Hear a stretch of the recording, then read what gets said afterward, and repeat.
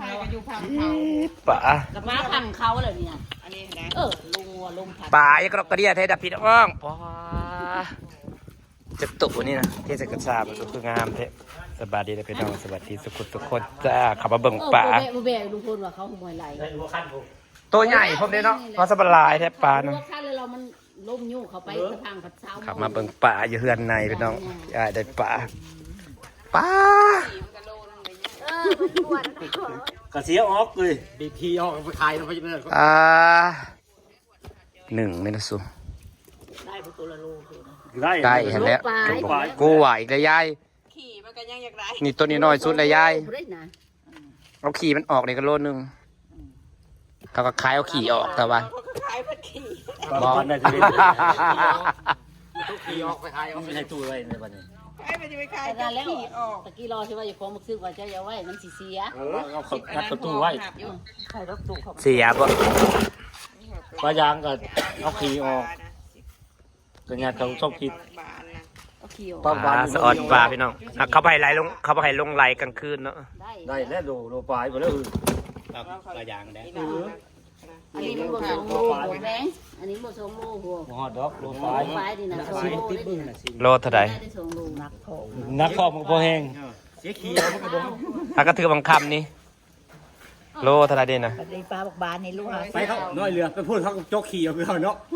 โจกขี่ก่อน เขากระจกออกเป็นตีก่อน โจกออกเลยเนาะ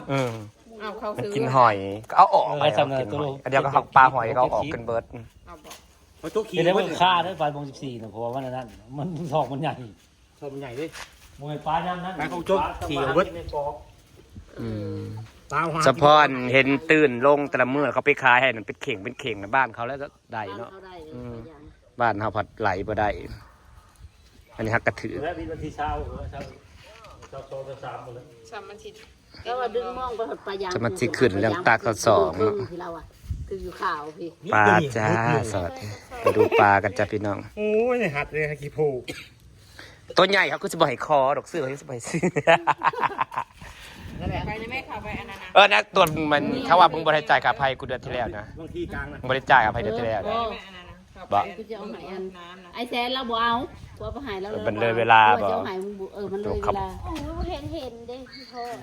ก็ให้กูกระสากเอาปลาตัวหนึ่งอยู่กับพ่อ เอาข่าวแล้วเราบอก เงินจักร้อยไปมึงบ่บ้าอันนั้นนะเงินตักเท่าไรร้อยมันเป็นตี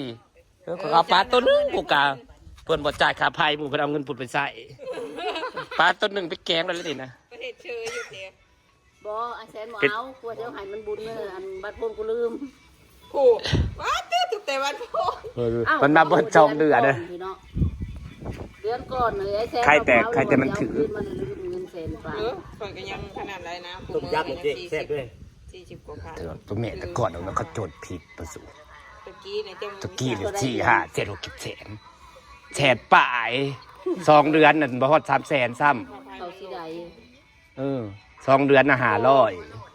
จ้อยสีใดมันค่าซื้อเห็ดหายเนี่ย 500จ้ะนี่จ้ะ เจ้านั้น จะอ่อนได้สู้จักบาทว่าค่าไฟกูสิเลือกเอาตัวใดวะตัวนี้แหละ ไม่ได้แม่นด่ากันว่า เอาตัวใหญ่อะลี อยาก ก็ได้แล้วนี่มันน้อยนะ มันบ่โลนี่ก็ถูกแล้วให้ไป200 300หรือ200บ่จำบ่ได้เอาปลาไปแกงก็อยากกินแกงปลา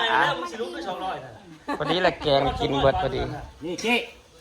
รอมันจะกินบ่เบิดเอาตัวนี้แหละให้มันขายเอาเงินซะตัวนั้นนะ 250 110 100เช้าลงเลยเนี่ย เอาไปแกงมื้ออื่นเช้าจะเอาไปแกง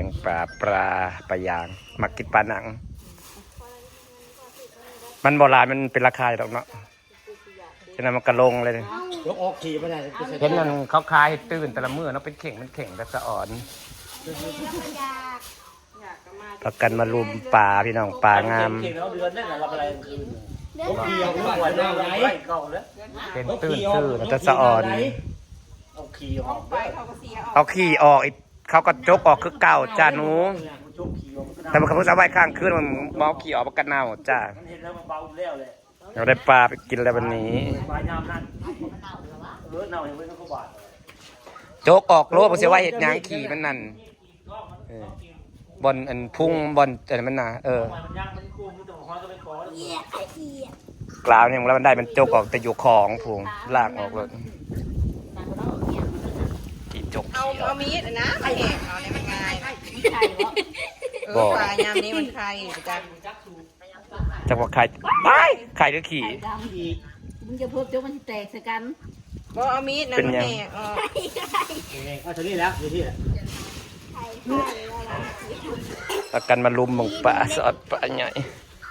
ค่อยเอาตัวน้อยไปแกงนี่แหละค่อยเอาลายดอกต้องจกขี่เอาเราขี่มันก็นักเป็นโลมัน โอ้ยกูยังว่ามันสิแตก เอาปลาบอกบานออกก่อนนะ สวม เริ่มยางนะ จะคือปลาลิงมาสุด เพื่อมันไข่เอาไข่มันเป็นมุกนั่น ไข่มุ้ยไข่ บ่มีนะ เนาะมันยามนี้นะมันไข่เนาะยาย อันยางไม่ทำไม่ถึงกินนี่ เอาถุงยางมาใส่ขี้ก็ยังว่า เอามีดมันนะเอามีดนะแหกมันเพื่อมันมีไข่นะ ปลาบานบ่ได้ดูตัวน้อยตัวเดียวเลยปลาบาน มาดิที่นี่ยังไง เฮ็ดปลากินแล้วสิออกมันค่อยบ่ได้มีขี้